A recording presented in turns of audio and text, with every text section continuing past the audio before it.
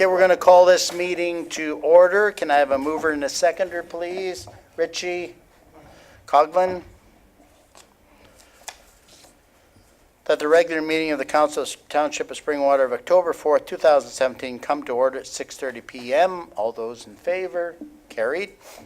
So I'd ask you to stand if you're able and join us in our national anthem and then remain standing. O Canada, our home and native land, true patriot love in all of us command. With glowing hearts we see thee rise, the true north strong and free. From far and wide, O Canada, we stand on guard for thee. God keep our land glorious and free. O Canada, we stand on guard for thee. O Canada, we stand on guard for thee. Please remain standing for a moment of private reflection and private prayer. And let's remember the victims of the Las Vegas and Edmonton incident, and may we ask for a higher power to kind of guide us all in more peace in this world. So just pause for reflection.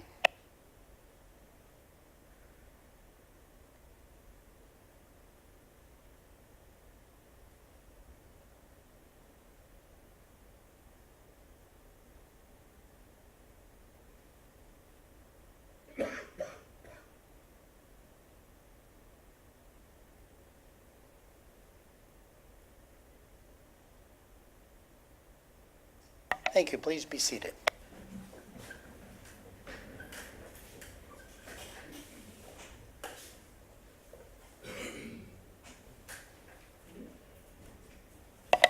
And I'll turn to council. Is there any disclosure of pecuniary interest in any of the matters on the agenda this evening? Okay, seeing none, if you realize something may be a conflict, just mention it at that time and we'll note it accordingly. And can I have a mover and a seconder to approve the minutes? Coghlan, Hannah? I'll just put it on the table. That the minutes of council items 6.2 through to 6.4 be approved as presented. Does anybody want to pull one and make comment? Councillor Austin? 6.4. Do you want to pull it or make comment? Just to make a quick comment. Okay. I spoke with the clerk and asked her why the minutes of the September 25th planning meeting were not listed, and she indicated that those minutes weren't ready and that they will be available for the October 18th meeting. Any other comments in the minutes? Okay. Those in favor? Carried.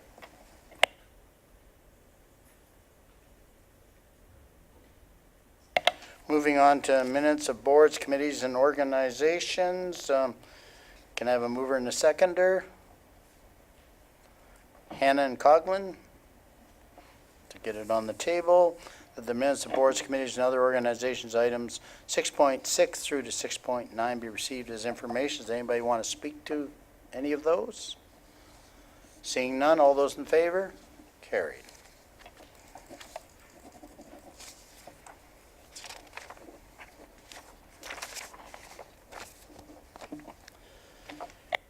And now we're at question period. We invite anybody from the public to come forward, pose a question, preferably items on the agenda, but we'll kind of open to other questions, and if we can answer them, we will. If not, we will get you an answer. So does anybody want to pose a question to council tonight? If you're here tonight and you don't have a question, you say this is a great opportunity, come back again and ask us a question, and I'll be quite happy to respond. Okay, moving on, correspondence items. Can I have a mover and a seconder to get them on the table? McConkey, Coghlan. that corresponds and information items 8.2 through to 8.4 be received as information. Does anybody want to comment on any of these? Okay, seeing none, all those in favor? Carried. Yes? Okay. I didn't read my notes fast enough. Okay. I just have a comment on 8.4, please. Okay. Okay. In the minutes for the Nottawasaga Valley Conservation Authority, it indicates that they have approved an application to the National Disaster Mitigation Program, seeking funding for a risk assessment for flood-susceptible areas in the townships of Adula, Tosserantio, town of Mono, and the town of Tecumseh. And I just wanted to mention, I know in the past, Councillor McConkey has expressed a concern that our municipality take a look at potential considerations around climate change, and I was happy to see that, you know, something's happening through the NVCA in that regard. Thank you. All those in favor? Carried.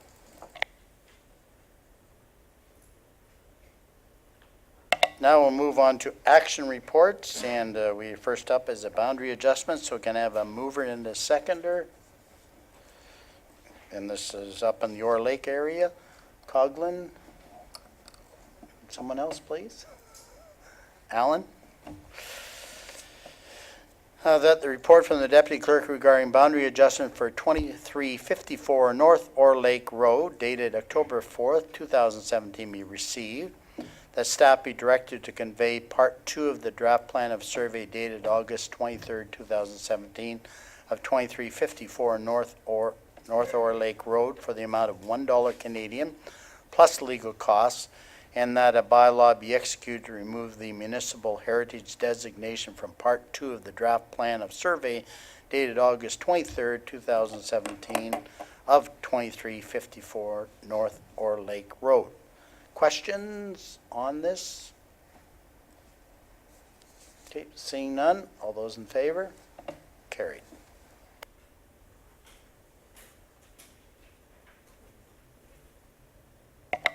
Actually, I have a post question.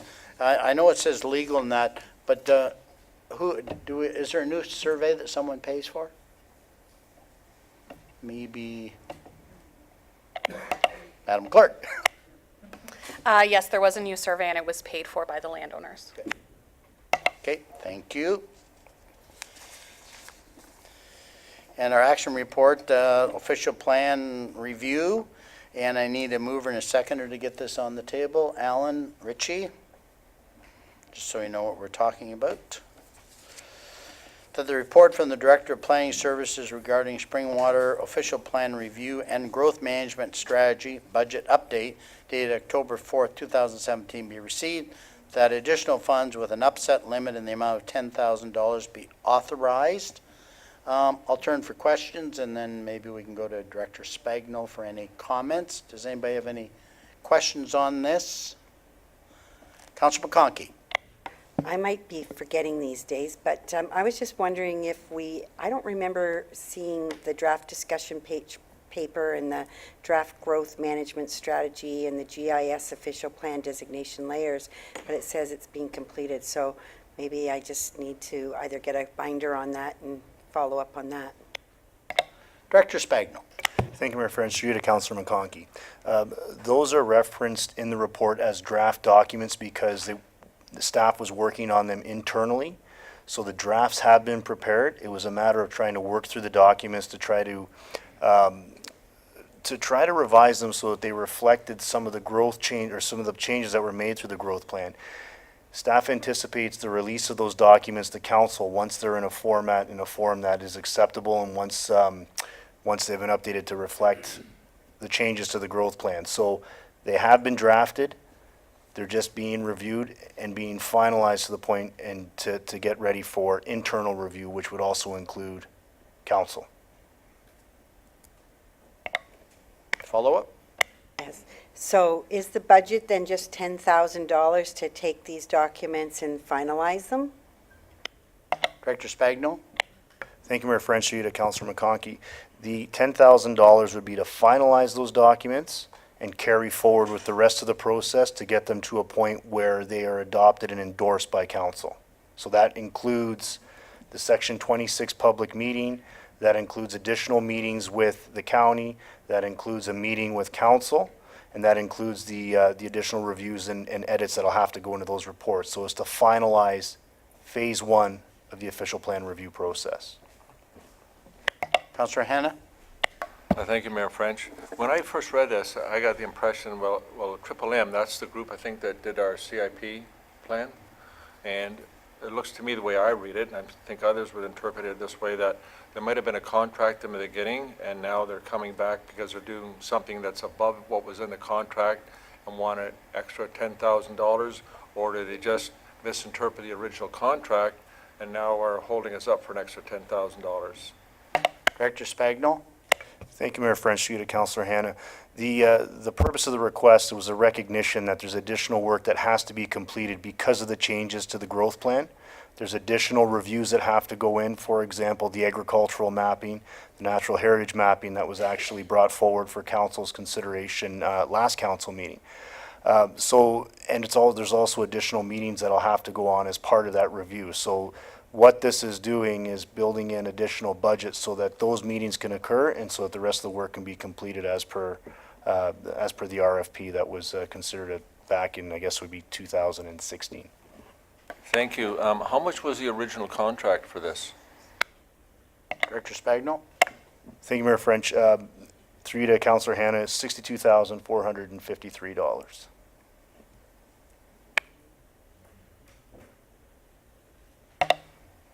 Director Spagno? What I would like to add is that the budget is still well under what was anticipated for the project, so we're still being fiscally responsible with taxpayers' dollars on that basis. It is well under what was originally thought to be what would be the average cost for this much work for the OP process. Any other questions on this? Seeing none, all those in favor? Carried.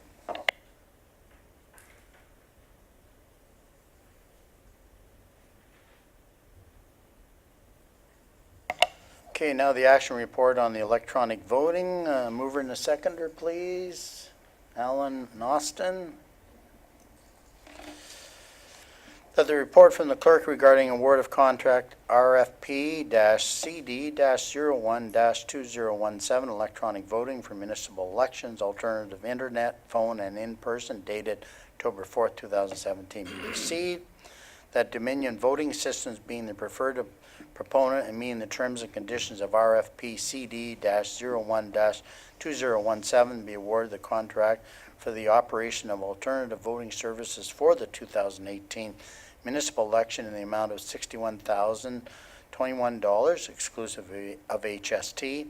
The mayor and clerk execute the necessary documents with Dominion Voting Systems. Deputy Mayor Allen. Thank you. Through you, Mayor French, to Clerk Chaparro. What was the cost last year? If you compare the numbers to the 61,000 and then at the end of the report, the reserve amount of 83,500, you say additional funds will be allocated for a total cost of 110. Can you just talk to the figures a little bit more, please? Clerk Chaparro. Yes, so the cost of the electronic contract last election, I'd actually have to look up. I'm not too sure on that basis. I have the total amount for the election, but not just for the contract. I'm not too sure if the deputy clerk remembers. No, I will get that information. As far as what the contract would include, it would include services for all electronic, so telephone and internet voting. It would also provide our services for tabulators and the program in which we would calculate the results. There's also a portal for candidates to have an electronic access to the voters list to see real-time strike-off. Most of our back-end administrative process through the election would be conducted through this process, creating the ballots, the voter identification cards, all of that type of service would be through this contractor. Follow up? And can you talk to the two figures at the end of the report? So there's a reserve of 83,500, and you say additional funds will be allocated to 218 budget for a total election. So the total election budget is 110,000 for the 218 election. And just as a follow-on, the report says because we're doing this jointly with Oro-Medonte, there are cost savings. So what do you anticipate the cost savings were or are or will be with respect to the 61,000?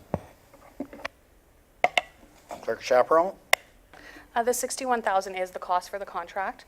We're not too sure because we put out a bid jointly asking for the joint cost. We're not too sure exactly what it would have cost us if we would have went on our own.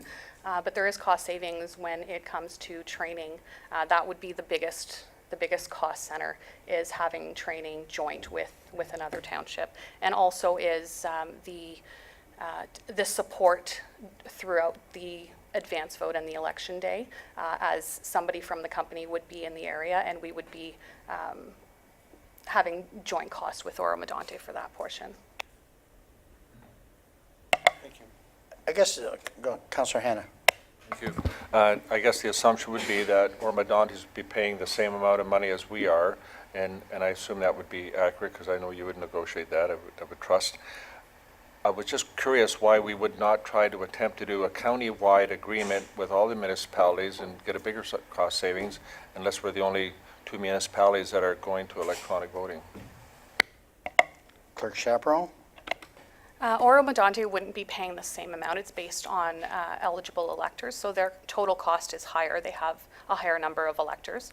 As far as a larger pool of municipalities, we didn't explore that. We asked through our elections group who would be interested in a joint effort, and Oro-Medonte were the only ones that approached us.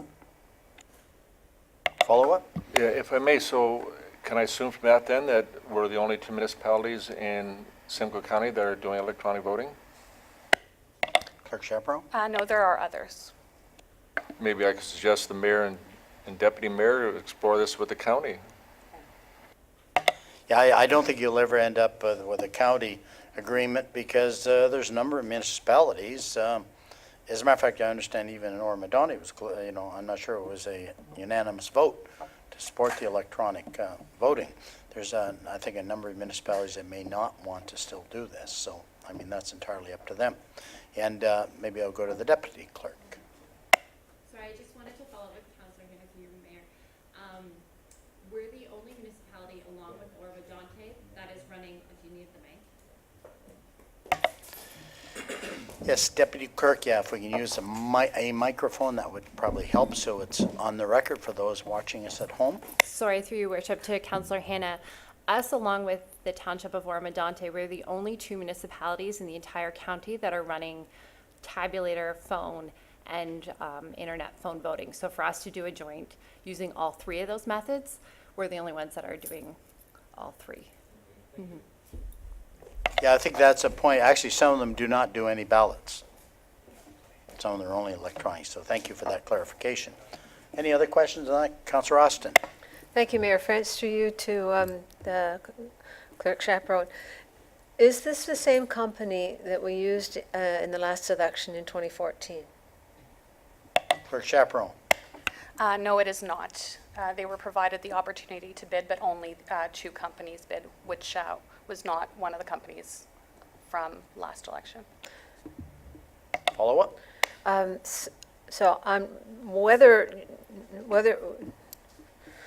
we use this company or the company that we had in the past, I'm wondering if there are any assurances that the voters list will be more accurate this time. To me, that was one of the big concerns about the voters list, because there were many cases of names that should not have been on the voters list. Like my son, who hadn't lived with me for over 12 years, his name was still on the voters list because I think the information was taken through MPAC. And there were other people who had long passed away whose names were still on the voters list. And my concern was that when cards came to the household, like I had a card for myself and for my son's name, and for my former partner's name, he had moved away as well. So I had 3 cards, and theoretically, I could have voted 3 times. Of course, I chose not to because I'm honest, but there were 3 options or 3 opportunities for me to vote. So I'm wondering if there's any assurance that we can have accurate, up-to-date voters lists. Clerk Chaperone? Unfortunately, there are no assurances. MPAC is responsible to provide us with the voters list. No matter what vendor we use, that voters list would be downloaded from MPAC. What we do is put out a lot of public education on how to ensure the voters list is accurate. And it is a federal offense to vote unlawfully, and voting for somebody who you are not would be an unlawful and illegal activity. So that, unfortunately, the list that we do receive from NPAC, it does have issues. It does need quite a bit of work once we do receive it from them. Follow up? Has there been any attempt to discuss with Elections Ontario a different method of creating the voters list other than through MPAC? Clerk Chaperone? Yes, it is an ongoing conversation that's been happening through various associations, various municipal associations with the province. Deputy Mayor Allen? Thank you. Through you, Mayor French. Can you tell me then, with the errors that occurred or the challenges that occurred, as Councillor Austin said, and we know about the voter cards, which was a significant and common problem reported by a lot of people, as was the telephone voting. It was quite cumbersome, difficult, and I don't think too effective. To what extent in doing the due diligence with respect to these potential contracts have you gone through and addressed these shortcomings that we had in the previous election and gotten them to respond to it, to walk through how they would do things differently? Because I think that's pretty important to do before we decide on a company for this contract, so that we know that these will be handled correctly and differently and correctly this time. Clerk Chaperone? Yes, the deputy clerk and I have had demonstrations from 7 different vendors. The 2 that have been on the contract, we did have hands-on demonstrations with. The one issue which would be solved with this vendor is the fact that all printing would happen in Canada, in Ontario. That was one of the biggest issues last election, was unfortunately some documentation being caught through customs, which would be alleviated with this company. As far as the issue with the telephone voting, just because of the nature of it, it is lengthy and long to listen to. Every company has their different way of doing this, but in all of the situations, it would still be lengthy to go through that process of implementing your vote through the telephone. Follow up? So with respect to the card element then, I hear what you say about the telephone, and it is, so I would hope that they would have a way to alleviate that cumbersome element of the telephone. But with respect to the cards then, what are they proposing to do with the cards to avoid the potential of significant misvoting that existed? How will they distribute the cards to avoid that problem? Clerk Chaperone? The cards are sent to anyone who is listed on the voters list as an eligible elector. Any cards going to people who might not be an eligible elector, that is an issue with the voters list. So it wouldn't be a vendor issue. And that's where educating people on ensuring that the voters list is updated it's a key element. And for staff, we go through, there's flags that are brought to our attention on possible doubles, on possible errors within the voters list. So we work that voters list quite significantly prior to it being released to have the voter cards printed and mailed. There is also, residents have a responsibility as well. So if a family knows that their children have moved out in the last few years, if there's been a breakdown in family, residents have a responsibility as well to advise us of any changes in their household, because MPAC only has as much information as they are told. So if students are moving away, if we have a home ownership change, we have that information through MPAC. But any renters, all of that, it's up to the residents as well to advise us of any changes. Carry on, Deputy Mayor. Well, all those conditions existed last time, and we ran into the problems that we ran into. So what I'm hearing is that this company offers nothing different that would alleviate or avoid the problems of telephone voting, and the cards, because those controls that you mentioned all existed before. So can you help me out further, please? I guess I'd like to make a comment because it was here. Last time was the first time we had any electronic voting. It was new to the entire township. We expected it to obviously go as planned. It didn't. I think there's a higher awareness level that I think we'll have more diligence from the clerk's office. And what is the availability of the voters list in advance that the councillors can kind of do a sanity check if they see something and report it to the clerk? The voters list is not available to members of council. It's only available to staff and registered candidates at a certain point through the election. And just to further on the previous comments, it wouldn't matter what vendor we would select. They have no control over the voters list. Every vendor will have the same download from MPAC, and staff are the ones that make any changes to that voters list. As far as the telephone, it gets complicated when you add more candidates. So if there are 10 candidates for an office, no matter what the resident choosing to vote via telephone will have to go through all of those prompts to listen to every candidate's name. Press 1 for this, press 2 for this. There's no way around that aspect of it. I'll come back to Deputy Mayor, Councillor McConkey. You mentioned that you want to be aware when there is a change. So I'm assuming that's when the person is voting and you go to the voting place and something's wrong, then like say, for example, Councillor Austin would say, no, my son no longer lives here, give the cards in at the voting place. They wouldn't be phoning the township to advise them, would they? And the second question as a follow-up is that if you receive that information, if MPAC's the controller of it all, when and how do you feed that information back to MPAC? Clerk Chaparral. Yes, we would encourage any resident to contact us at any means that they are able to if they receive the township. We are the one who's responsible once we receive that voters list. If they've received a card, a voter identification card, to contact us and let us know that that person does not live there or what the circumstances are. And as far as, sorry, your second question?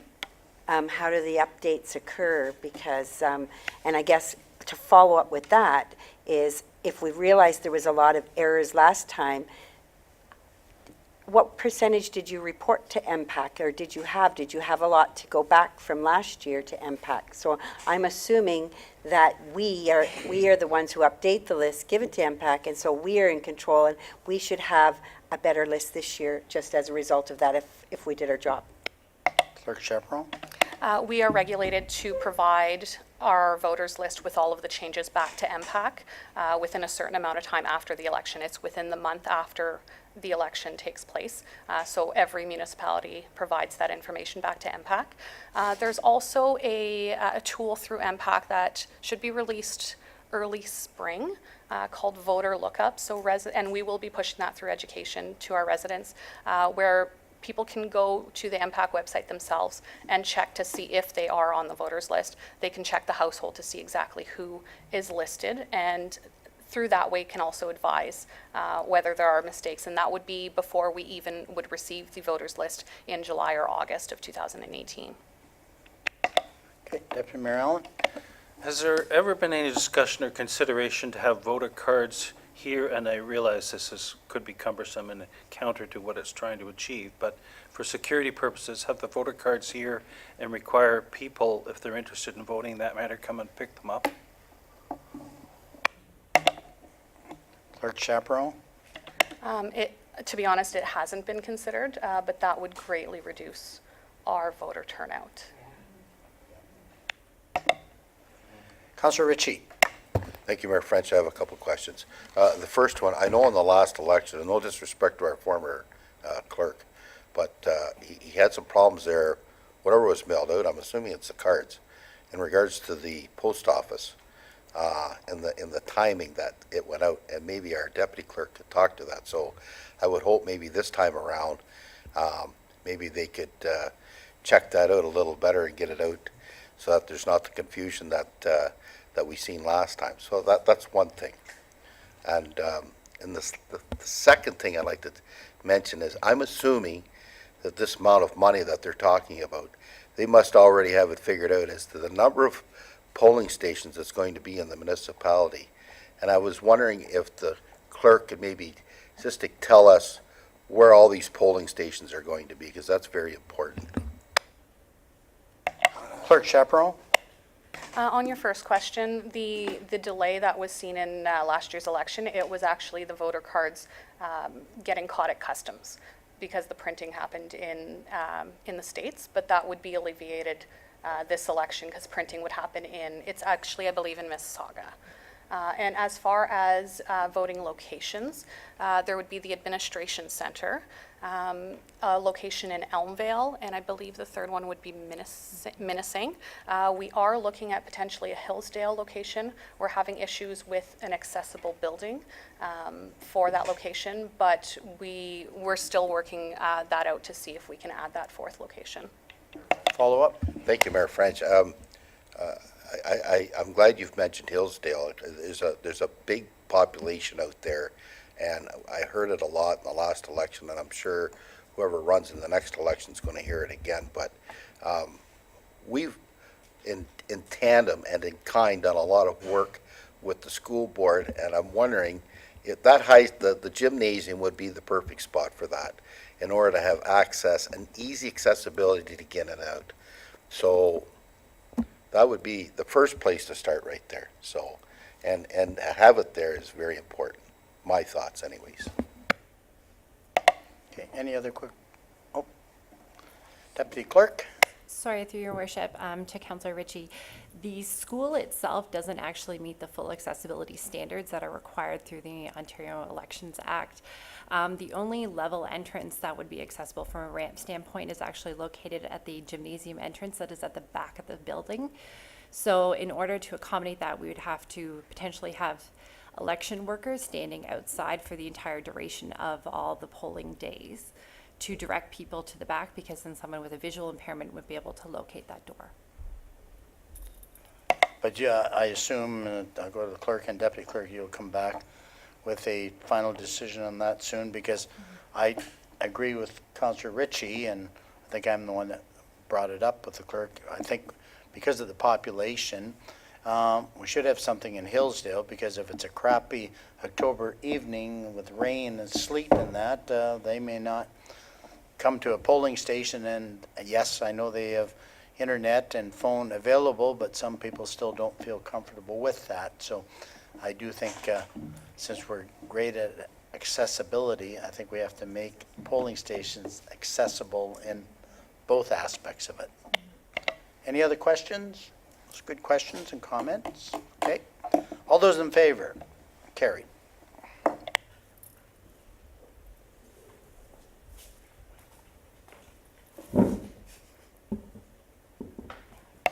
Enbridge Gas Agreement. Can I have a mover and a seconder to get it on the table? Alan Ritchie. I'll just read it and then open for questions. That this council approves the form of draft bylaw, including the franchise agreement forming part thereof, attached hereto, and authorizes submission thereof to the Ontario Energy Board for approval pursuant to the provisions of Section 9 of the Municipal Franchises Act. That this council requests the Ontario Energy Board to make an order dispensing with the assent of the municipal electors of the attached draft bylaw, including the franchising agreement forming part thereof, pursuant to the provisions of Section 9(4) of the Municipal Franchises Act. So, open for questions. Councillor Ritchie. Thank you, Mayor French. I've read this over, and there's two things that came to my mind when I'm reading this, and that's happened in this term of mine. And actually, it happened right in my ward in Phelps, and running the gas over to the rink house there. There was a lot of, and the director of Parks and Rec could talk about this, the amount of money that we spent on that. And when they redid Phelps and Side Road there, those big gas mains, like, yes, we're giving them permission to work in the municipality, but is this a time and a place where we can add an agenda or a schedule to say, you know, we need to work something out, or a cost analysis or whatever to give us a break from these guys? So that's why, is this the time and place to do that? I'll go to Clerk Chaperon or CAO Brindley. Maybe who would like to start comments? CAO Brindley. Mayor French, and through to Councillor Ritchie, there are some times we have a feeling that we'd like to do that. The agreement itself was negotiated with AMO, so the agreement itself has already been negotiated on behalf of the municipalities. I hear you. In light of some of the work we've done lately, not just the rink house, but some of the challenges with the recent road project and some of the additional work we had to do around that main. But the challenge is legally, I don't think we are able to. And yeah.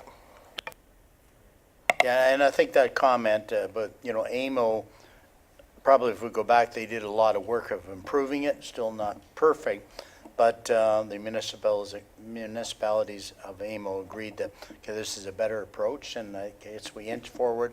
But I think separate from that, and we could comment on that, there's no reason through a letter appealing to the Enbridge, you know, that we have concerns of this project outline the issues and deal with it that way. Any other questions on this agreement?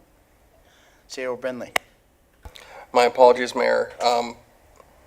Sometimes it works for us, sometimes it doesn't. If you recall, when negotiating and working with the development in Elmvale related to, is it Green Valley?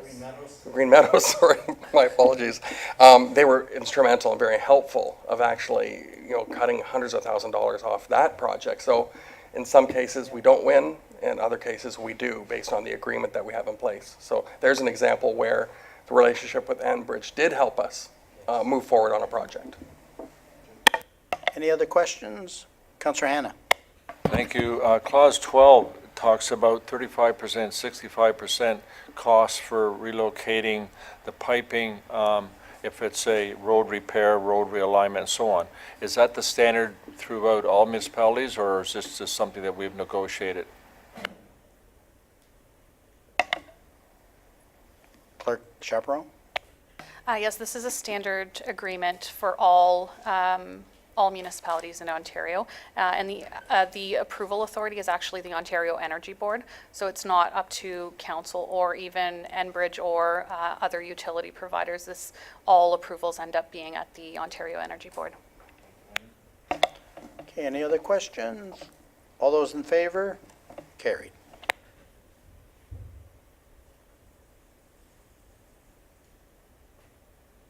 (9.5) County intermunicipal and intra-hub transit. Can I have a mover and a seconder to get it on the table?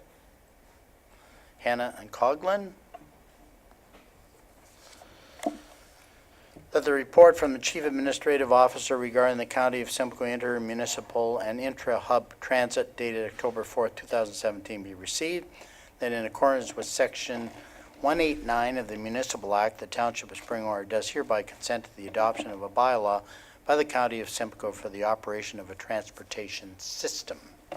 Questions? Councillor Hannah first. Thank you, Mayor French. I think that the big conversation tonight will probably be the fact that this route, the way it's shown here, does not collect Elmville. And I know that we've had this discussion at this table in the past, and I just wondered if you as the mayor or the deputy mayor could enlighten us if you've had any efforts in trying to forward those concerns to county or county staff to try to get them to go through Elmville, and what the objections are for not doing that. As a matter of fact, that was brought up during our discussion before this was adopted, and basically, made more sense going up Bayfield Street through Elmville or whatever, rather than up through 93 through Hillsdale and so forth. But I'm going to go to CEO Brindley for some comments, because the wheels are in motion, because the county now has a transportation expert in place, and whatever you care to share with CEO Brindley. Your Worship, thank you. And through to Councillor Hannah, two things. One is this report doesn't deal with that issue. The report itself primarily is about delegating authority to the county to run a transit system in Springwater.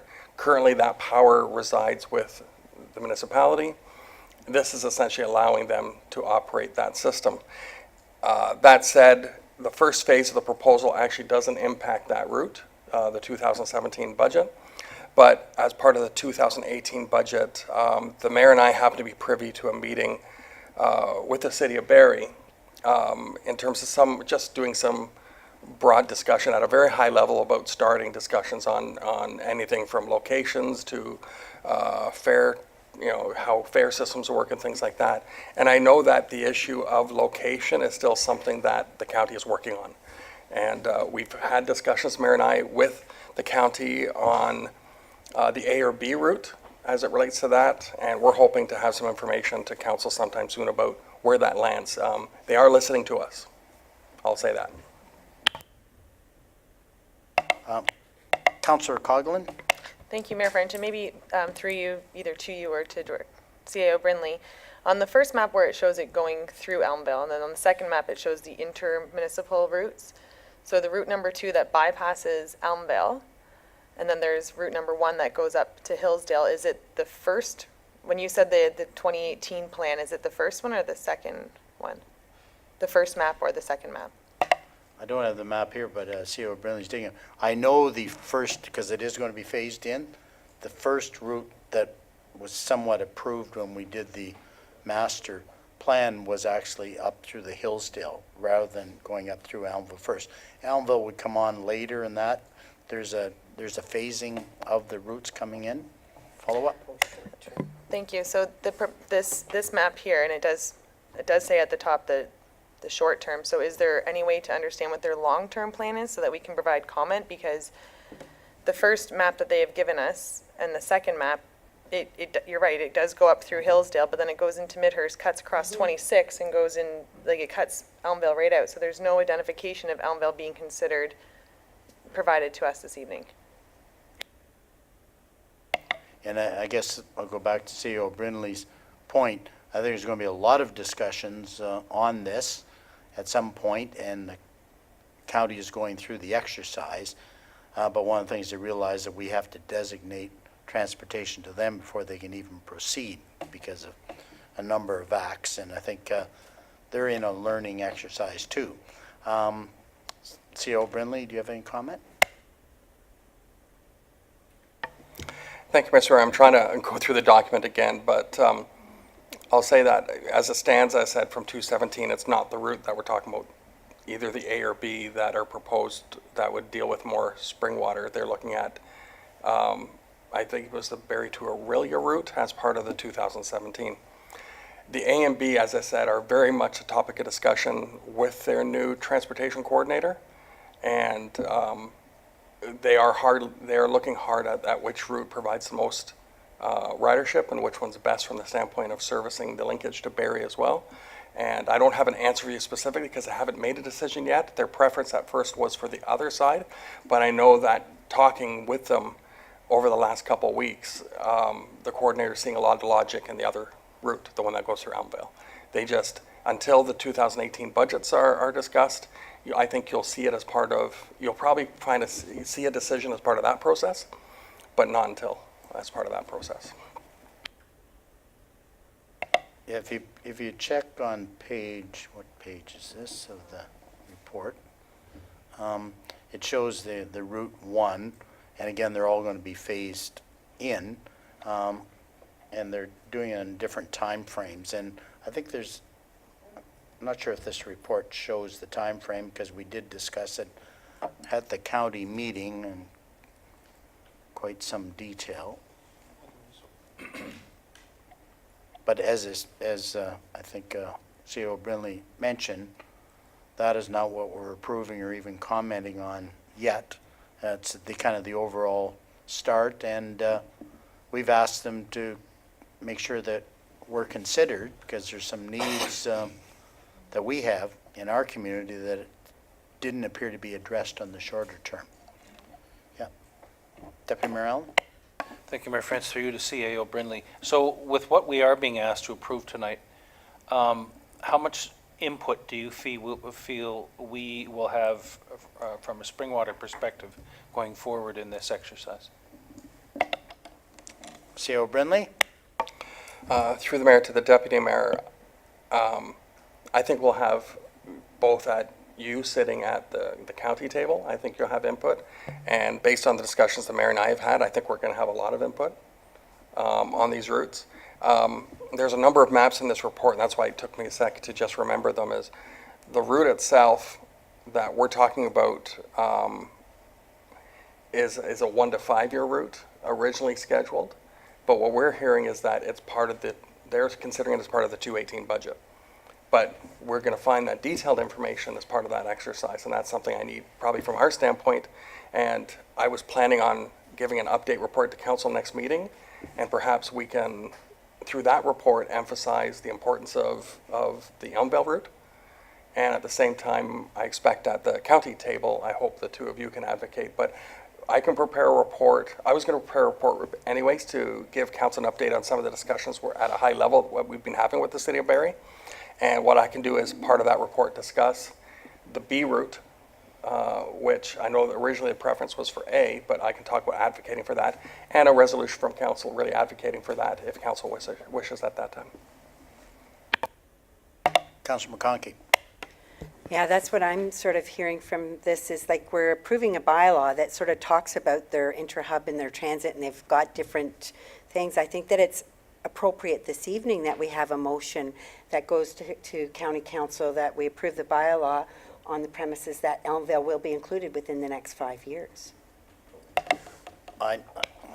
CEO Brindley? I'm sorry, Your Worship. It's just through the municipal act, it's pretty clear. It's you either give authority, you don't give authority. Unfortunately, we can't premise it based on a routing change. Unfortunately, that's not the way the municipal act is done. And if we don't approve it, it delays the whole process. Councilor McConkey? No, not what I just heard. I heard that it's sort of a higher tier, so why are you asking me to approve it? Because it sounds like we have no authority, so why would I approve this bylaw? Why wouldn't it be just approved by county council if I have no say? CEO Brindley? Any comment? Okay. Councilor Hanna? With all politeness, Councilor McConkey's a pistol. I'm just suggesting that if option 2B was what they're asking for, they're paying 100% of the cost, so it's no impact on us as Springwater, and we just given them approval to go ahead and do it, so I have no problem with it. Thank you for those comments, Deputy Mayor Allen. Councillor Hanna, where do you think they get the money from? In the meeting that this was discussed at county, if I recall, and Mayor French, you can confirm or not, it somewhat surprised county council that this was coming forward in the fashion that it was without more consideration of timing, details, numbers. My question is, really, if we did want to get more information and didn't approve this evening, then what would be the results of that? CO Brindley. Mr. Mayor, through to the Deputy Mayor, reading it, I think they have a deadline of which they have to get applications into the ministry in order to start the wheels rolling on this process, because they actually have to get provincial approval to get the delegated authority to run the transit system. So they were actually looking for this to be actually completed for the end of September. Unfortunately, when we got the letter, it didn't align with our next council meeting. The challenge here is that they need authority from the province to do this, and we'd be holding up that process. So the concern I have is really, not only are we just talking about transit, but really the route, the option 2A, which focuses specifically on the Barrie Aurelia. I feel we will have an opportunity later to deal more within the other route, which is the Penetanguishene Midhurst route, and I think we will have a lot of input. I guess my comment is that I like the idea of a mass transit system in the county. Yes, it was kind of pushed forward, but the discussions I guess we've had recently, especially the meeting CO Brindley and I had with the county, it appears that they're kind of, I expect the next report come back to the county. The routes might change and a number of those things, but if we delay our decision, we're simply delaying the potential for transportation for the residents of Springwater. And the county has approved an intermunicipal and intra-hub transit plan, so I'm prepared to support this so we can move forward, and we'll continually work on it and try and improve the services that are provided to the settlement areas in Springwater as we go down the road. That would be my position. Any other comments or questions? Okay, seeing none. All those in favor? Carried. Thank you.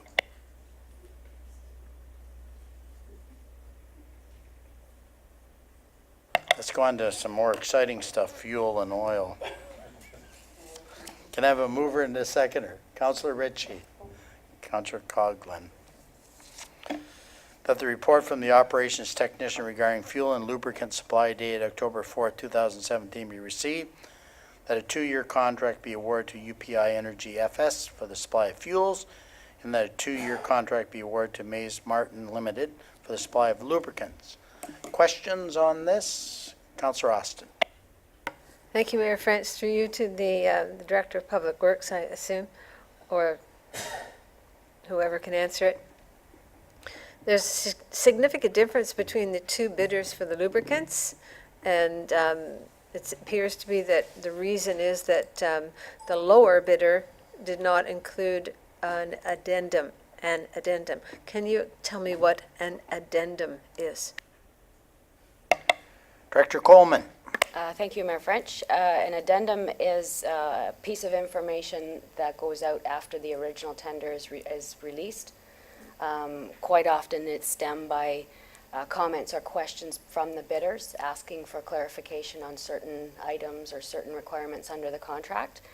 All contracts require that bidders acknowledge receipt of the addendum, in which this case the low bidder did not do, so that disqualifies their bid. Other questions on this? All those in favor? Carried.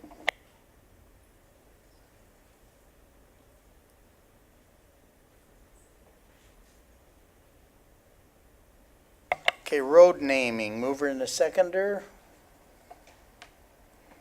Hannah and Coghlan. The report from the junior planner regarding street naming within the Green Meadows subdivision dated October 4th, 2017 be received. The council accepts the proposed road name revision and that the appropriate street naming bylaw be submitted to council for consideration. Any questions on this? Councilor McConkey. I just have a comment, and I thought it was pretty neat that there's a Ritchie Crescent. And we have a Richie sitting at the table. Would it be any relation?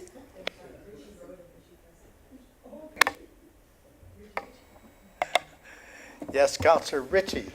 Mayor, Mayor French, I would, if Councillor McConkey wants to get a hold of me later, I'd be more than glad to explain the history behind that. But I'll leave it at that. Thank you. Okay. Any further questions? All those in favor? Carried.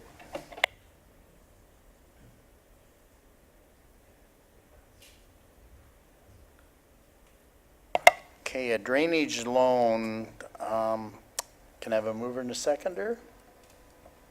Alan and Austin.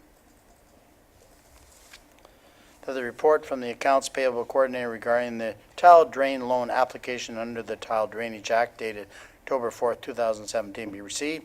The clerk present the necessary tile drain document for execution or approval, and that the necessary bylaws be presented at the October 4th, 2017 meeting of council. Any questions on this? Councillor Austin. Thank you, Mayor French. Through you to the clerk. Is it the usual practice that when we make approvals for these applications that we aren't given the name of the applicant?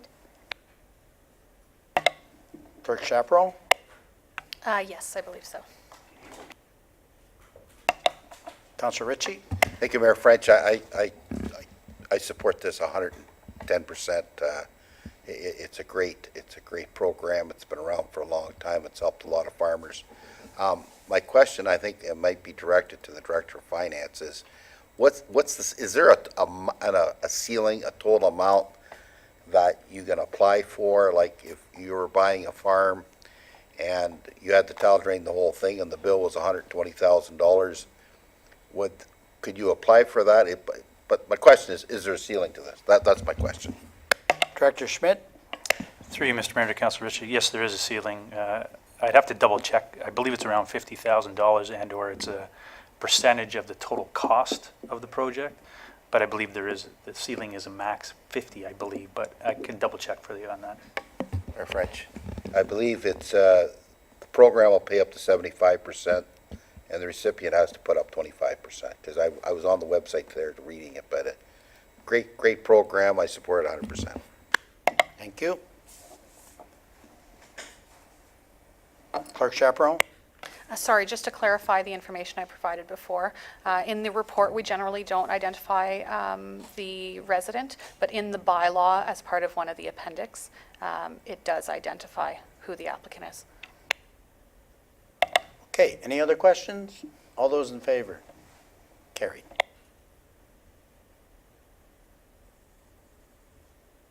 Moving on to information reports, get them on the table here. Can I have a mover and a seconder?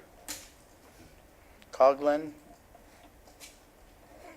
Hannah? The other report items 10.2 through to 10.3 be received as information. Do we want to pull? Oh. Actually, I think it should be 10.4, just for the record. Okay. Want to pull any of these? Okay, seeing none, all those in favor? Carried.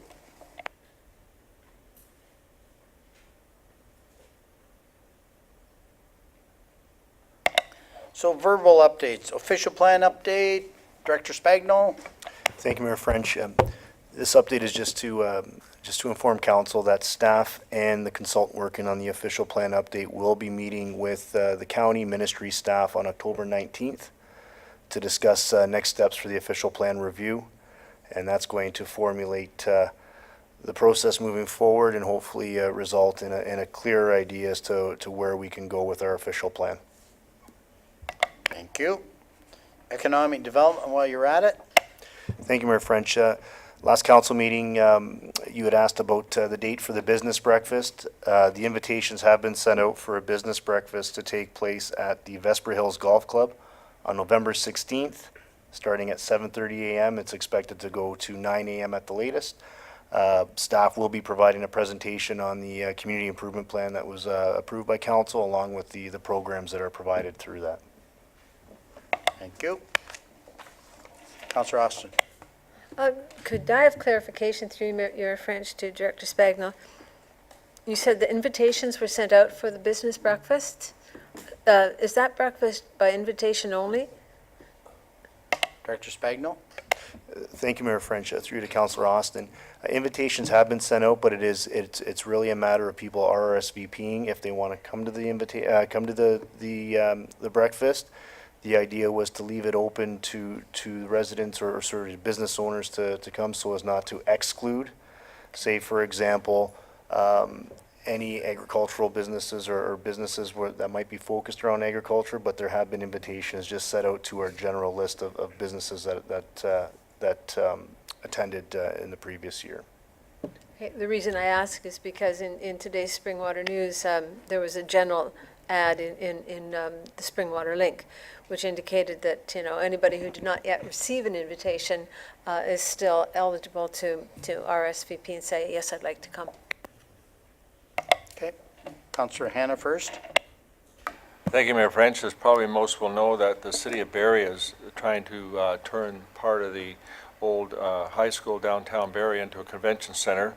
And I just point that out because we did have a business person come forward about a year ago, suggested building a large convention center in Springwater Township, and it didn't fit into our official plan. So as our official plan comes forward, I would hope there was some way we could word it so we can make exceptions if that sort of thing comes forward. And under economic development, in the last year, I probably heard from 3 different developers that would like to build a seniors type of accommodations or residence in Springwater Township.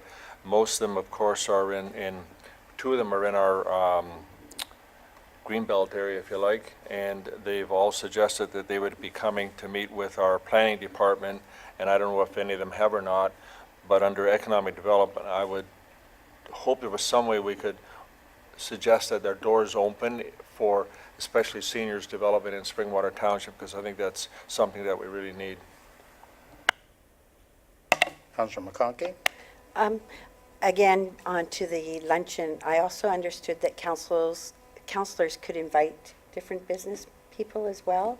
So if we did invite, how does that process work? I would suggest you pass on the names to Brianna. And actually, there's some cards that we'll give you with the information. And yes, but again, we do want to know how many's coming and whatever. But yes, the information, as a matter of fact, they just printed some cards. And I guess the mail-out's only occurred in the last week. That is correct, Mayor French. Good. Any other questions? Or did I already?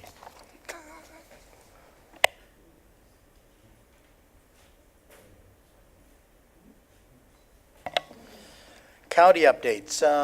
I know, maybe we'll go to Deputy Mayor Allen. I guess the biggest update is the year RRC, and you did such a great update at the Anton Mills Town Hall. I'll let you run with that. Thank you, Mayor French. I won't get into the same detail as I did there, but the Environmental Resource Recovery Center and related waste management reports around the organics processing facility and the materials managing processing facility were presented to County Council last week. Substantial the preliminary business case for both of those structures were presented. They are on the Simcoe County website, and I believe we're putting them up on our website. This week in Springwater News, I've tried to summarize at a high level those reports in an article, and I'd be glad to answer any questions or talk about it with anybody who's interested. But the preliminary business cases are out there now.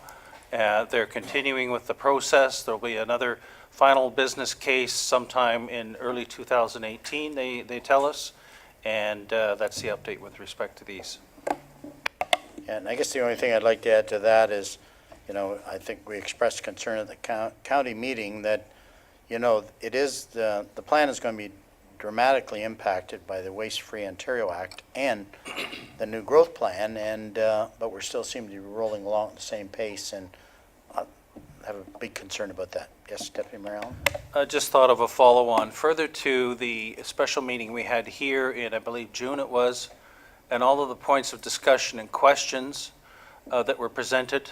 The county, we understand, are working on responses to that, which will then flow through to our township staff and be presented to Township Council. All of that is part of the planning process, the rezoning process. So until that happens, and until there's reporting back in some fashion to the public with respect to those questions and points, then that is a key element of this, this potential project moving forward. Thank you. Okay, municipal updates. Anybody want to talk about it? Councillor Coghlan first. Perfect. Thank you, Mayor French. As you said, we did have the Ant Mills Town Hall, Ant Mills, Minising, Phelpston. It was well attended. There was some great discussion. Thank you to staff for your evening and coming to make sure that the residents were as informed. It was, I don't really know how many people were there, maybe 30? 24 exactly, there we go. So thank you very much for that. The residents did appreciate it. Also, fire prevention, the truck week. I was curious how that went. I know that we saw everybody out and about, so thank you for that as well. Minising Labor Day, as we had it, I just wanted to let council and residents know that this to date was Minising's biggest fundraiser and most successful fundraiser. The group of people, the same group of people, I do believe it was over $15,000 that they raised this year, I believe well over. So again, the momentum that we're seeing in our communities is just fantastic, and I think that it goes to show that as a council and staff that we're being very supportive of these events, and hopefully we can continue with that. And lastly, the Anton Mills Halloween Fun event is on Sunday, October 29th from 3 until 5 p.m. It is a candy-free Halloween event. Never been to one, so I'm very interested to see how that goes. Does that mean free candy? Councillor Hannah. Thank you, Mayor French. I just have to thank all the staff, our emergency services, council, and all the volunteers that helped make this past Autumn Fest last weekend a great success. It was Autumn Fest and Fall Fair. A lot of sponsors there, a lot of vendors there selling their goods. So it was just an awesome day. A lot of work, and I know the proceeds are being audited because they were at my house for 4 days to counting the pennies, 4 hours today. So I don't know what the final outcome is, but the proceeds are all going towards the Midhurst portion of paying for the pavilion. And I have to compliment our deputy mayor who won a pot of gold and donated it back to that fund. So thank you, everybody. Councillor Ritchie.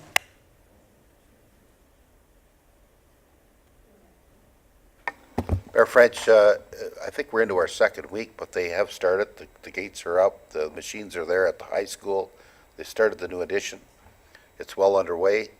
And in regards to the fundraising, we have hit our $200,000 goal. In fact, we've exceeded it. We are now at $215,000 for our goal, and it continues to rise. I was just out to collect some money the other day from, he didn't want any big fanfare, but anyways, Orlake Golf and Country Club, and there's others. So it's still coming. We're still moving forward.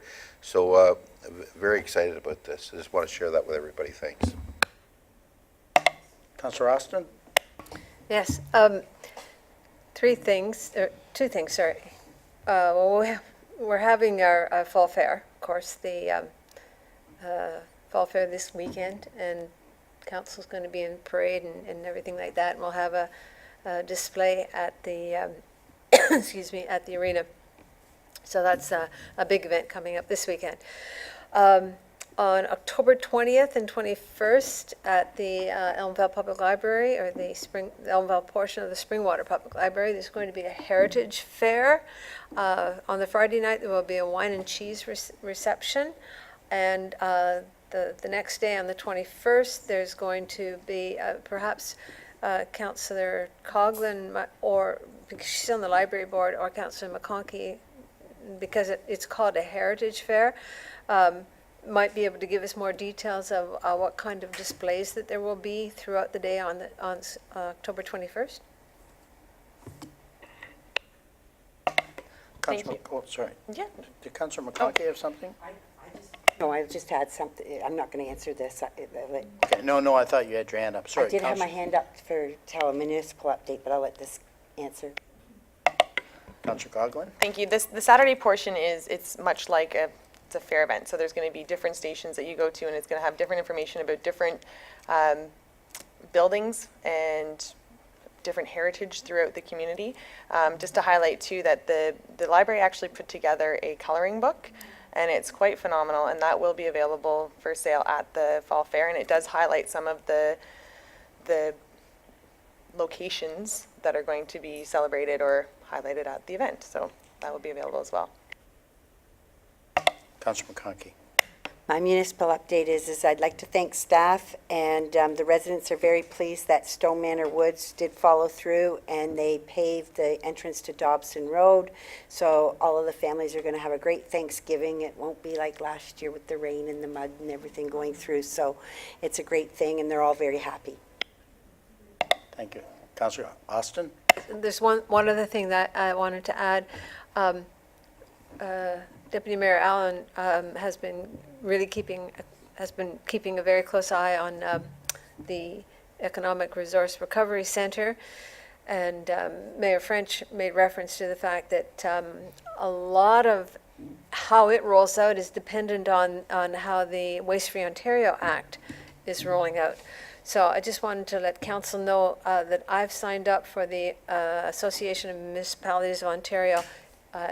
They're having a webinar on October 11th, and it's to do with updates on the Blue Box transition program. So as the Waste Free Ontario Act rolls out, there will be a transition on that is affecting how our blue boxes are being used. So I want to get information on that, which I will share with council. Thank you. Okay, is that it for municipal updates? Okay, let's move on to notices of motion. And, should I mention this withdrawn? Okay, the motion presented by Councilor McConkey at the September 6th regular meeting and deferred to, and deferred to September 20th has been withdrawn. Okay, and now we have a motion moved by Coghlan, and I need a seconder. This is that the Township Springwater allocate $5,000 from the Springwater Swing proceeds to Hospice Simcoe. Can I have a seconder? Councillor Hanna. Okay, discussion. Councillor Coghlan. I can wait until after discussion, but I would actually, after speaking with members of council and residents, would also like to include Hospice Huronia in this motion, and knowing that they are undertaking a capital funding program, just to support them in their initiation process. I would like to amend it to be that and $2,000 be allocated to Hospice Huronia. Do you have a seconder for that amendment, Councillor McConkey? Because we have an amendment. I just have a question on it before. So are you suggesting the 5,000 go to Hospice Simcoe and only 2,000 to Hospice Huronia? That is correct. And what's your thought on that? Yeah. Why? Sure. So the thought on that, the thought for the $5,000 to Hospice Simcoe was after I learned about the provincial, I believe it's provincial, might be federal funding, the $1.5 million over 5 years. So $500,000 of which Hospice Huronia will be a recipient of that, whereas Hospice Simcoe won't. I also think that Hospice Simcoe does have 10 beds up and running right now. They do need support to keep it going. The Hospice Huronia is in the preliminary stages, so right now it's more of an outreach hospice. They don't have beds available at the moment. So our support in $2,000 would help them to keep going, and as their campaign moves forward next year and years after, we'll have an opportunity to continue to support their endeavors. Which hospice does the one in Barrie fall under? Simcoe. Simcoe, okay. So, and I don't have statistics available but it's just from what I'm understanding. I do believe that Hospice Simcoe is readily used by the residents of Springwater, whereas Hospice Huronia not having a physical capital location at this point is, thank you. Would you amend it to say that we sort of go forward with the mayor's golf tournament for the next year, that we also go with this type of funding? Councillor Coghlan? Thank you, and that would be fine. I don't believe we're not Or that we fettering. say it's for hospice or something? We do some type of funding towards hospice through the golf tournament? I don't have to refer to Clerk Chaperon. I don't believe that's fettering any future councils, but at this point, I'm just happy to put it forward this year. Yeah, maybe some guidance on that, and I'll take some guidance from the clerk. I think it'd be best we deal with the amendment as it is, because we did change it. Remember the terms of reference, and we allocated. So, and quite honestly, we can change that at any time, but I think we should change it. And quite honest, I'd be very fully supportive of adding, same as we have physician recruitment, those kind of things. I have no problem, because that's what they actually do in Tiny, and it's a good idea. They have specific allocation in their golf tournament, and quite honestly, it gets more golfers out too. So I wouldn't mind looking at that, but I think that's a separate issue. So we have an amendment, and you need a seconder for that. Okay, McConkey, you're seconding that? Okay, so the amendment that's on the floor is that the motion now before council be amended as follows, and $2,000 to Hospice Huronia. So we'll discuss the amendment first, and then we'll vote on that, and then go back to the main motion as amended. Councillor Austin. Okay, thank you, Mayor French. I had indicated to the clerk a few days ago that I was going to put a notice of motion for the October 18th council, requesting that we give $5,000 to Hospice Huronia in Penetanguishene. So I'm happy that you want to include Hospice Huronia in your current motion. It's the $2,000 level that I'm concerned about. We recently received a request from Hospice Huronia asking for help to the effect of $5,000. I would like to see the larger amount, because Hospice Simcoe right now in Barrie already has its building. So the funding that it is requesting is for ongoing operating costs. As they pointed out at the meeting, the launch of the fundraising campaign last week for Hospice Huronia, experience has shown that once a hospice is up and running, a lot of donations come in from grateful individuals that really fund most of the ongoing operating costs. What Hospice Huronia needs right now is money to actually build the facility. And that's why I would like to see $5,000 go towards it. I think it would be interesting to know, but I don't know if we can get an accurate number, how many of our Springwater residents actually, are more affiliated with the Penetang area or the Midland area, and how many are more affiliated with the Barrie area. It would be hard to pin a number to that. But what I do know is that Hospice Huronia wants to build its facility, and its goal is to have a 5-bed hospice by next December. And that's why I would like to give them an equal amount to get the building started. So, okay, we have and we're speaking to this amendment. Councillor Coghlan? And thank you, Mayor French. And just so council's aware, after confirming with Director Schmidt, we do have $19,000 currently in that account. Director Schmidt, just to confirm, if we do take $10,000 out of that this evening to allocate to both Hospice Simcoe and Hospice Huronia, is there any other commitments, previous commitments or prior commitments that council has made? Director Schmidt. Through you, Mr. Mayor, to Councillor Coghlan, not that I'm aware of. So just to be correct, then we would still have $9,000 at this table to support local charities, like we typically do the food bank and things like that. I'm fine with changing it to 5. I think that the Hospice Simcoe and Hospice Huronia definitely provide a service to our residents, and some of their most significant times of their lives. So I would have no problem with that. Any other comments? Because I have comments. Okay. I would only support the 2,000. The fact is, the reality is the majority of the population is in the south of the township and is serviced by the Simcoe Hospice. And to me, the 2,000 is good seed money to start. Huroney, let's see where they go. And quite honestly, if they're going to have half the beds, when they're built, I'd still suggest that they should get half the funding. And I'm very supportive of, giving them the seed money, 2,000. So that's my comment. So let's deal with the amendment first, unless there's other comments. Okay. So basically, I'll read the amendment, that the motion now before council be amended as follows, and $2,000 to Hospice Huronia. All those in favor? Opposed? Okay, carried. And now we'll go back to the main motion as amended. And it'll read that the Township of Springwater allocates $5,000 from the Springwater Swing proceeds to Hospice Simcoe and $2,000 to Hospice Huronia. Further discussion? All those in favor? Carried. Thank you.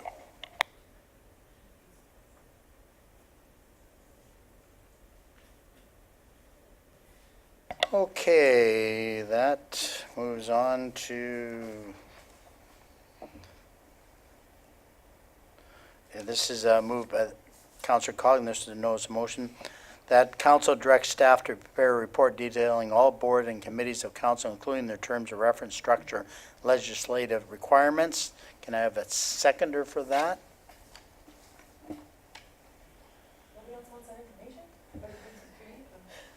Don't you repeat what it is? Okay. So is anybody seconding it? Yes. Okay. Councillor Austin. Okay. Questions? Councillor Coghlan. Thank you, Mayor French. At the beginning of our term, we were asked to basically approve people being put onto boards and committees. I think that as we will, our term will be commencing, we need to make sure that what we leave for the next council is, we need to take a look at the committees that we do have, and how many people are sitting on them, what they do, how they assist council and staff, or just to get information. And the reference to the structure and legislative requirements, that's clerky for, I will have to do that for you anyway. So it was just to give us some general information about what we have and what, as a council, we would like to see moving forward. I guess just a broad question, is that enough direction to CAO and clerk? Okay. Any further questions, or Councillor Hanna? Can I ask that that report also include any per diem that the committees receive, the committee members? Yes. Yeah. Do we need, I don't think we, because wouldn't that be in the terms of reference anyways typically, and, okay. Getting lots of head nods, yes? Any other questions or comments? Okay, all those in favor? Carried. Thank you.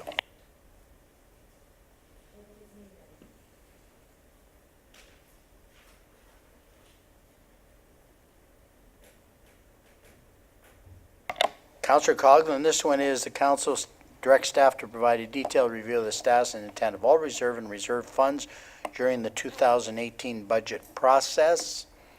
Seconder? Councillor McConkey. And maybe I'll just turn to Director Schmidt before I turn to council. Is that not part of the kind of the process? Just comment? Thank you, Mr. Mayor. Through you to members of council. You're correct. It is part of the budget process, although, and maybe Councillor Coghlan can discuss the conversation that her and I had regarding this. Okay, since it's your motion, Councillor Coghlan. Thank you, Mayor French. This stems from the report that came forward with the reserve fund that I wasn't aware of. And since then, Director Schmidt has provided me with information, whereas this council has created a fund, which we have called our roads and infrastructure renewal fund, but there's also a fund that already exists comprised in 2008, which is roads and capital investment. So to me, we need to take a look at why we have this many reserves when we could probably only have this many reserves. And when we do get reports, it's on, it's high level. It provides us with information that we need to know. Yes, we need to know how much money we have in the accounts, but I don't know which ones we have, what their terms of reference are, what they were initiated or what they were started for.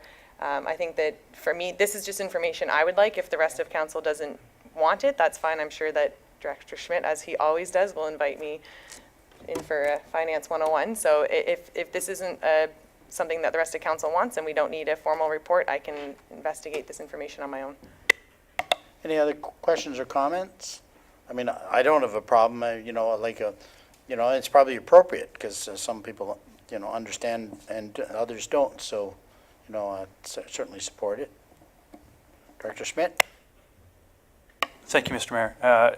In further to the conversation that Councillor Coghlan and I had, there was discussion about also that in 2018, we would be bringing forward some policies as it relates to some of the recommendations coming out of the long-range financial plan, one of them being in regards to reserves and reserve funds. But I think the comment was made is that there are a number of them, and I would agree there are. There is a public document that was provided prior to my arrival back in 2012 that is available to the public that provides some background on what the reserves and reserve funds at that time were for. But as I mentioned to Councillor Coghlan, it is something that staff would like to revisit and bring back to council and get council's endorsement in 2018. Okay, thank you. Seeing no further questions, all those in favor? Carried.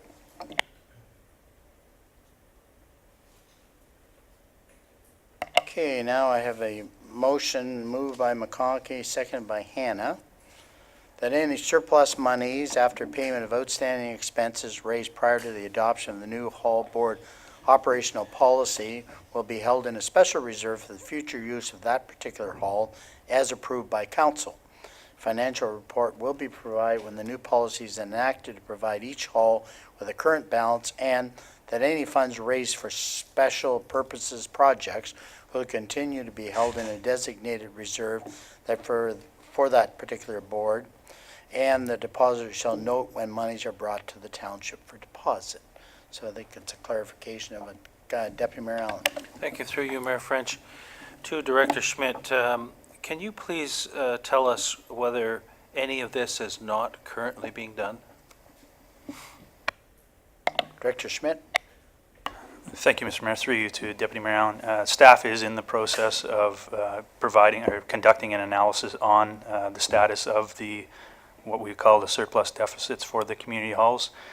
We are anticipating to have a report back to council prior to the end of this year, providing a recommendation which, for the most part, is in line with the motion that you see in front of you this evening. Follow up? This is follow-up, though. I appreciate that answer, but my understanding was that these points were currently in practice. So this is not different from what has happened to this point in time. Is that correct? Director Schmidt. Through you, Mr. Mayor, to Deputy Mayor Allen. Yes, essentially what's happened right now is we do have specific cost centers for each community hall, and we have specific revenue accounts and expenditure accounts for each community hall. So when donations come in, they do go to a donations account. If fundraising comes in, it does go to a fundraising account. And likewise, expenditures that are incurred to maybe fundraise and or hold an event are put in specific accounts. So we are doing this, but I think the comments is that when we report on an annual basis where the surplus deficit is or what the position is, financial position is for each community hall, it's a summary level, if you will.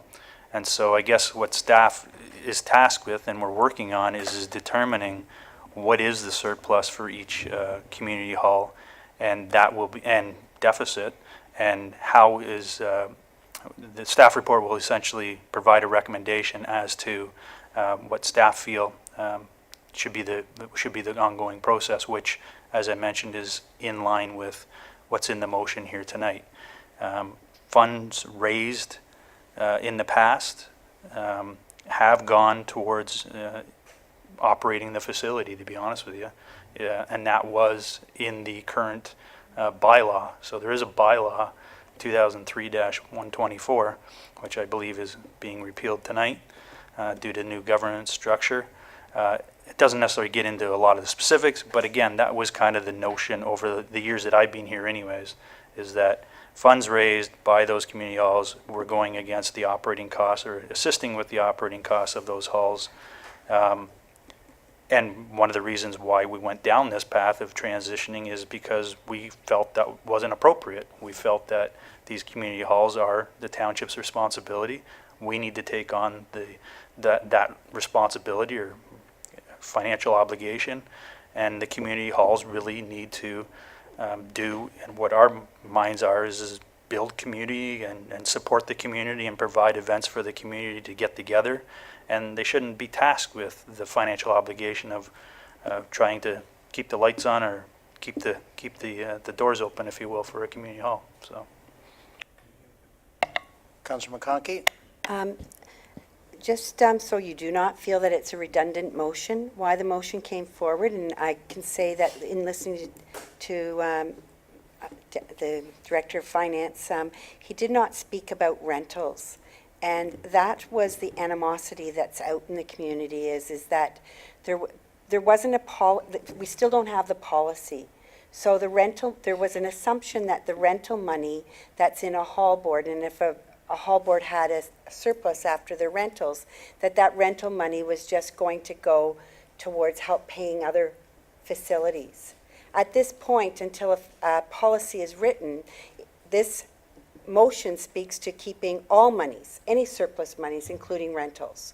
So that would be the difference. And the Director of Finance didn't speak on rentals, and I remember at the last meeting, Councillor Hanna did say that some of the money from Midhurst did go towards the pavilion account, but some of it didn't, because they were in a lull stage and they didn't know what to do with the money, because they didn't know whether they were going to have a pavilion or not, so they were putting it in the rental. And so some halls have put it into the wrong account. So this motion saying take any of those accounts right now until there's a policy. So that's what this is addressing, and I hope we don't have the confusion, and I hope that we go forward with this motion tonight. Councillor Hanna? Thank you. And going back to our previous discussions, and as Councillor McConkey has pointed out, that when the governance model came forward for the halls, there was a lot of people, including myself, that were under the impression that once the governance model went forward, all the funds that were at each hall would be amalgamated into one major fund, and then that fund would be used however the township needed to pay off costs for repairs and running the halls and so on. What this motion, the motive of this motion, or what the intent of this motion is, to make it clear that all the funds that each hall has now would stay with that hall after the completed adoption of the new governance model. So whether it's rental money or special fundraising money, it would have no impact. That all the money that each hall has would stay with that hall where it actually belongs once all the expenses are paid for that currently exist for those halls. Then in the future, it would be clear that any rental funds would go to the township, because they're looking after all the bookings and so on, and that any special funds raised would stay with the hall board for special funds, but the rental stuff would go to run the hall and pay for utilities and so on. So because that confusion's there, and I think some of the people at this table may have it in addition to me, that we need a clear direction that what's going to happen with the existing funds that each hall has now, to make it clear that they will stay with the hall once the costs of any outstanding expenses are paid. I have a comfort level with it because Director Schmidt said it's kind of in tune with where we're going, so we're not creating a conflict when we come up with the new wording and detail and so forth. So, any other questions on it? Councillor Austin? Thank you, Mayor French. Through you to Councillor McConkey. I just want clarification on something you said earlier. In the future, suppose Grenfell Hall was rented a lot to the extent that all the rental money far surpassed the cost of renovating the hall or paying its utilities and all that. Are you saying the rental money should stay only for Grenfell Hall, or the rental money going forward should go to the township? I just want clarification on what your understanding is. I'm not saying anything like that in this motion. I'm waiting until the policy comes forward. But there is an assumption, as Councillor Hanna said, that maybe the township would be looking at keeping that. But what I'm saying by this motion is that with that policy, we want each hall board and the council to look at that before we agree on a policy. So I can't answer that question really, but I think that could be one option, but I don't know. Follow up? Another point, as far as the wording of your motion goes, if we were to pass the bylaw later on tonight, establishing the new governance model for the halls and the recreation associations, there would technically not be a hall board. There would be community recreation associations. So I'm wondering if you need to take the wording and change it so that the funds raised be held in a designated reserve for that particular community recreation association. I have problems with the bylaws below, so if we want to bring the bylaws below before we discuss my motion, because honestly, I get lost in what the bylaws are. I'd prefer a report before we're passing these bylaws. There's a lot in these bylaws that need to be discussed, so if you want to bring those forward before we pass the motion. No, as a matter of fact, I think the bylaws follow this, and obviously any direction in this would be adjusted and modified, to be in tune with whatever the bylaw is that is finalized. So I don't think I have a concern about that. Any other questions about that? All those in favor? Carried. Okay. Any notice of motion tonight? Councillor Coghlan. Thank you, Mayor French, and through you, I'm just seeking clarification as to whether I need to bring this forward as a notice of motion. I did have it as an item for future consideration, but I don't see it anymore, and it was prompted by the fuel report. A while ago, we had spoke about card lock systems.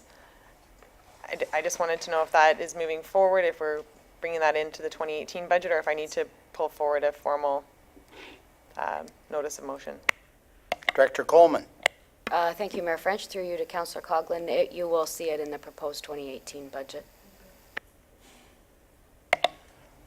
Councillor Austin. I just want to let Clerk Chaperone know that the notice of motion that I was going to put forward with regards to Hospice Huronia, I will not be doing it now because we've covered that. Thank you. So any other notice of motion? Items for future consideration. Councillor Coghlan. Thank you, Mayor French. During the past budget process, there was a lot of discussion regarding a splash pad, and at that time, we were told that we would be receiving an information report on splash pads prior to budget proceedings for this year so that we may be able to make an informed decision, and I'm just wanting to make sure that that is still in process and will be coming forward to council before budget process proceedings. Director Belcourt, do you have any comment? Thank you, Your Worship. Through to Councillor Coghlan. I was going to include it as part of the budget justification form, but I can bring it ahead of the budget deliberations for council. Councillor Coghlan. Thank you. I would prefer it to myself to come forward before budget, just so that we do have time to dive into that prior to budget. No problem, Director Belcour? We will prepare the report and have it before the budget deliberations. Thank you. Councillor McConkey? There was one thing too that I had brought up, and I was going to do a motion, and then I was told, no, we didn't have to do a motion, and I thought it'd be in future considerations, was, and it came from Councillor Hannah and I from the policing committee. You know, we often get, the biggest thing is speeding in the community. So I know that many of the councillors in Barrie provided these signs to the residents that said, keep slow, it's a community and that. And we were supposed to look at something for a little sign like that. It wasn't putting them on those big signs that we own. It was being able to make a resident feel satisfied and say, since we can't put a new stop sign in, or we can't appease, at least give them one of these, especially school had just started, so I didn't see it on there, and I had even said that you could use the funding from my account. So I don't care if it's a funding issue, if it's used from my account. I would just like to see the signs come forward, especially, right now it almost seems too late, but I don't know. No? Yeah, let's, CEO Bentley? Thank you, Mayor. It has been, and the mayor saw before I left, on our task list. What I have to do is find out what the status is. Pricing was done, but we just have to come back to you now. My apologies. I thought that this was dealt with when I was away, so I will check that out for you. Thank you. Councillor Coghlan? Thank you, and I am fully supportive of this initiative. I'm just curious if it's in contravention with any of our bylaws pertaining to signs. CEO Bentley, do you want to comment on that? Thank you, my friend. I'm actually not sure. I know from a sign pollution standpoint, I know our Public Works Department is not thrilled with using these signs, but I'll wrap it up as part of coming back to council on this issue. Thanks. Okay. Any other items for future consideration? Yeah, I have one. I'm not sure how we go about it, and the good news is I don't think we could do it until January or February because we're going to be busy with budgets and that. But following in the session I went to at AMO on the duty to consult, I would like us to contact the Minister of Indigenous Relations and Reconciliation, David Zimmer, and see if we can develop an information session here, so all of us can better understand duty to consult. Because when it comes to the developments, and we have some major developments, obviously in Midhurst and Hillsdale, the only consultation that I've seen in the EEAs is archaeological studies. But one of the things that is coming down the road and is going to get stronger and stronger, our duty to consult really also applies to, are we interfering with their rights to kind of forests, because they actually have timber rights and under their treaties, and also are we interfering with their ability to hunt and fish by what we're doing? So, because that was the understanding I got out of the AMO presentation. And I think since we have such huge developments here, it'd be very appropriate that we have an appropriate information education session so we can better understand what it all means, because I think we have mixed messages there. So however you want to word that for future consideration, but I would like to see it as a special meeting and information session, not as a council meeting per se, or, but however you care to do that. Anything else for items? Councillor Hannah. Thank you, Mayor French. As some may know, the Springwater Township Policing Committee is in need of volunteers. And so at our last meeting, there was a vote taken that the committee would continue until year end to see if there were enough volunteers could come forward, because currently I think there's only 3 and one's dropped off. So if it doesn't continue, obviously we won't have that contact with the OPP. In the past, in previous councils before the current inspector, it's no longer there, but we used to ask him to come forward to council once a quarter, and we were able to advance our concerns and questions and also listen to what he had to say. That got done away with because there's a joint thing between the mayor and I think the CAO with a couple other municipalities where they get together with the detachment commander. I think it would be advantageous to try to revert back at least once a quarter or even biannually to have the person in charge of the OPT detachment, the police of Springwater, come forward and let the public know that this is taking place, so the public can be here, advance their questions to township or to council, and we can bring them forward to the detachment commander when they're sitting here in front of us, so everybody's in the loop as to what's going on with the policing, because we get a lot of complaints, but they're mostly about traffic, but that's the same around the planet. It's not just here. And anyway, I would just think a future consideration, I would ask that maybe the mayor, and when your next meeting with the detachment commander, ask if they would consider coming forward to council and give us an update. Yeah, and I think CEO Brindley can confirm this. The new detachment commander is open to that, and so we will follow that accordingly. Any other items for future consideration? Okay, first of all, I know we don't do it by motion, but is everybody comfortable with the additions tonight? Okay. All right. No, I think we wanted a general agreement that when we're adding these things to items of future consideration, there's a comfort level with all of council, because it's going to take staff time and all that, rather than in a official motion. Councillor Coghlan?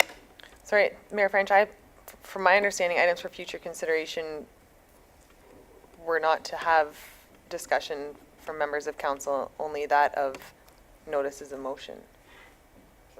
I didn't think that there could be discussion about items for future consideration. Is it a vote? Not sure why. We couldn't. But no, I think a number of us throw out things, and if there's something that really kind of concerns somebody, do we want to spend the staff time? It's the only Okay. kind of question I I'll have. have to follow up on that. Yeah. Councilman Conkey? To add to that, back in future considerations, we used to, I think previously, we used to sort of get a nod that everyone did, like the mayor is saying, that everyone did agree that it was sort of like a nod that we agreed to it, because you could go off and do something that you really don't want to absorb, but no, we did do that in the beginning. Okay.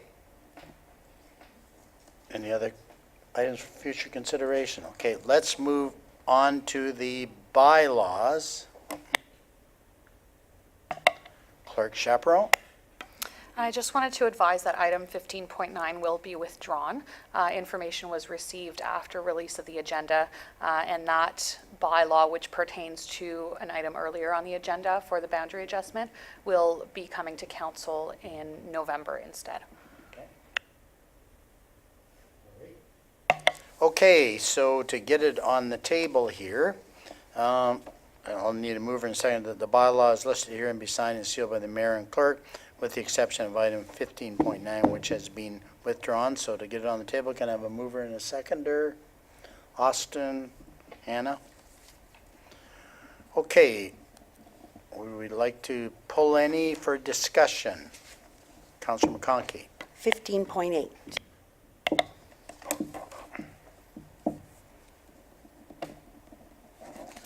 Is there any others we'd like to pull? Okay, well, let's deal with all of them except for 15.8. So the resolution will read, moved by Austin, second by Hannah, the bylaws are listed herein, be signed and sealed by the mayor and clerk, with the exception of item 15.9, which has been withdrawn, and the exception of 15.8. All those in favor? Carried. Councilor McConkey, the floor is yours. Okay, for 15.8, there's two bylaws. One's from 2003, and the other was current. So I got confused as to what the 2003 one was. I'm actually totally confused, so I would like first a walkthrough as on the 2003. My first question, it says service board, so, and it says that we elect them. I think it says that that council shall at its inaugural meeting or at the first regular meeting of the council term appoint to each recreational service board, and it's only 3 members, so that there shall be a minimum of 3 members appointed to the board, one who shall be chair. So I have no idea what it was, and it's from 2003, so are we changing something? I thought we were going to change the service board, so if Ron could just explain what's going on here. Maybe we'll start with the clerk chaperone first. The attachment as 2003-124 is there for reference, as the bylaw 2017-079 would repeal that bylaw. So it's just to show the bylaw that was in exist, or is in existence until that new bylaw would be adopted. So we probably need to focus on the 2017-079. Councillor Hannah? Thank you, Mayor. I think there's a lot of things in that bylaw that maybe we should just either ask for a report or have a lengthy discussion on. Like, for example, 4.1, it says there that council shall at the inaugural meeting, and we're going to appoint people at our inaugural meeting to these boards and councils, and if we haven't met before then and determine who's going to be on these meetings and met as a council, which I don't know if we can legally do that, and decide who's going to be on these committees, and maybe we won't have gotten all the people who are interested or applied to be on those committees prior to our inaugural meeting. So I would think that maybe that's just one of the considerations, that removing that. Actually, I'll go to CEO Brindley and then the clerk chaperone and then carry on. Thank you, Mayor French. In light of some of the concern I'm seeing around the table, my question is, should this be referred back to staff? And then we can let council has seen this, but obviously needs more time. At the same time, provide input, and we then, through staff, can actually respond to those questions and provide context with a staff report. I'd be willing to take it back if council wishes. Councillor McConkey? I would really like to understand the current mode of operation versus the proposed, because this is changing the way we do things. But I also wondered, like, it doesn't mention today we have the hall boards, which I think this is replacing, but I'm not sure. Yep. But then we also have the recreation board. And so is there going to be another bylaw later for them? So like, I need all the apples together in my basket so I really understand what's going on. So I'd really like that in the report if we can. Thank you. Councillor Coghlan? Thank you. Through you, Mayor French, when the report does come forward, the recommendation right now, it says that about a budget coming forward from the recreation hall boards to council to prepare a budget, and I just found that to be a little maybe too strenuous or not necessary now that the goal of each, what do we call them now? Community Service Association, their goal is now fundraising, so that would be individual, and I don't think that would require a report or budget brought forward to council. Councillor McConkey and then Councillor Austin. May I comment to that? The other thing I think we have to consider is my Snow Valley group. It's growing, and it's a big area, and that park's growing, so I think we have to look at those as being on the board. But in light of that, I've already gotten a note from people who run that say, oh, I need nets for next year and stuff. So I know it's not big capital projects, but it is good that they do at a certain time of the year, in October or something, give insight as to where do they see their park going and what do they see as amenities that they want to have added. Councillor Austin? I was not confused by this report. I'd like to point out that on number 3, I guess what page is that? I'm not sure what page it is, but if we look at number 3, the mandate of the community recreation associations that are replacing the existing hall boards, the mandate it doesn't say anything about we're there to fundraise. The mandate is to provide recreational activities, social and community events. If the recreation associations wants to do fundraising activities, such as they do in Minising, and they have specific reasons for doing it, by all means, I think the staff would be supportive of that and direct all money. For example, I'm not sure where the $15,000 that has been raised at the Minising ball tournaments, where you want that to be headed. If you're planning something big, such as they are in Midhurst. But I see there under number 3 that the mandate of the community recreation associations is to provide recreation activities, social and community events. So to me, that's, that's simplified nicely. We can make it more complicated if we want to, but I find a lot of clarification there. Councillor Coghlan? Thank you, and through you, Mayor French, my reason for assuming there would be fundraising is once the municipality is paying for, where are these hall boards going to get the money to put on these events if not through fundraising? It's not going to be paid for by the municipality, so there would need to be fundraising done, and if you're going to put on a social event within the community, the money comes from the community, whether it's paying to go like an admission or a fundraiser. So, sorry, maybe in my understanding, the main focus isn't, but there needs to be money to put these on. So that's where my understanding of fundraising came from. Okay, I'm going to go to Director Belcour, and I think CEO Brindley made a good point. Maybe there is more clarification, so we can keep talking about this for an hour or so, or we can refer it to staff. And but anyway, Director Belcour. Thank you, Your Worship, through the council. I am noticing that some of the revisions that were discussed earlier in a previous meeting back in June are not,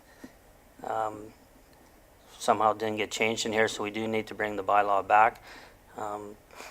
And there was a report provided to council on June 21st outlining the differences, which you did approve under motion C 348-2017.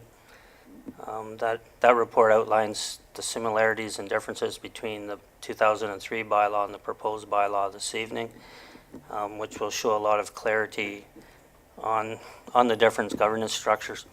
With respect to recreation service boards, that was the proper name of the hall board. All of them still refer to themselves as hall boards or community groups, not recreation service boards. So that's just a technicality in the title, but we will make the revisions that are required here and bring it back again. Okay, can I have a mover and a seconder to actually refer it or defer it? You want to refer back to staff, right? Yeah, refer it. Hannah? Oh, So since the other bylaw was included as reference, can you include the other report as reference when this comes forward? That would be good then. okay. So I need a mover and seconder to refer this to staff. Hannah Coghlan. That bylaw listed as item 15.8 be referred to staff. That's all you need for direction? All those in favor? Carried.